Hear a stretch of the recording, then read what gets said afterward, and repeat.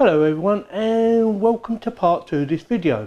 In this part we are going to do the installation, and basically what we're going to do is take out the old power supply and put in a new power supply. So if you've never done it before, it's quite easy to do. So I'm going to do this video, you're going to see how easy it is. Obviously I will speed it up at the boring bits so you don't get bored. So with that, shall we get on with it?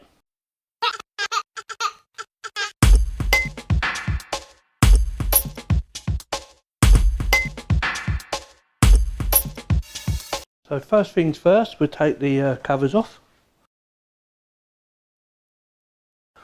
So what do we need to do?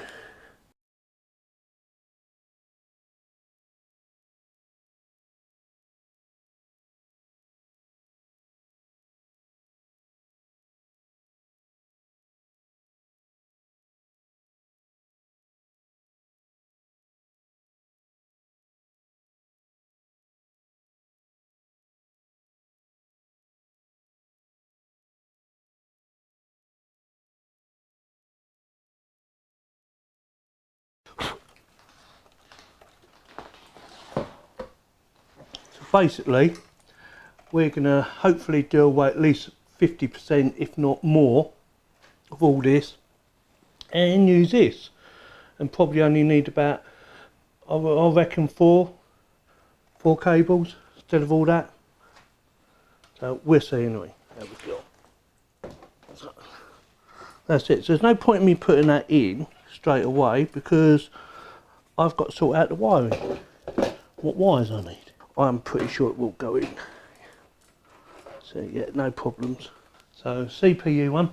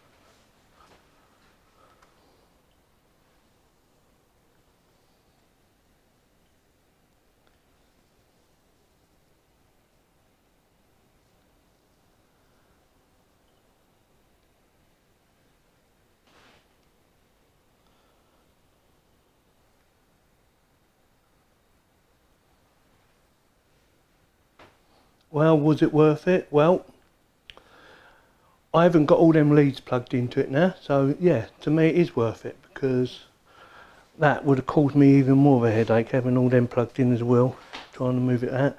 I've done away with all them.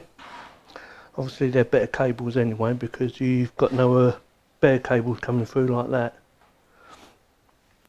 So anyway, my final verdict is power supply's working fine. It was hard work getting the cables in because of the tight space in there. So I had to unplug some of the cables, put the power supply in first, then reconnect them from the inside, which was very difficult. Made it a lot of hard work.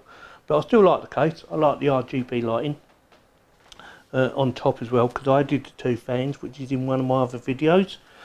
So yeah, it's up and running. I've got less cables in there now than what I need, so brilliant. So thanks very much for watching this video. If you have any comments, please post them below. If you like my video, give me a thumbs up, and if you didn't like it, give me a thumbs down. And please subscribe. Thanks very much for watching.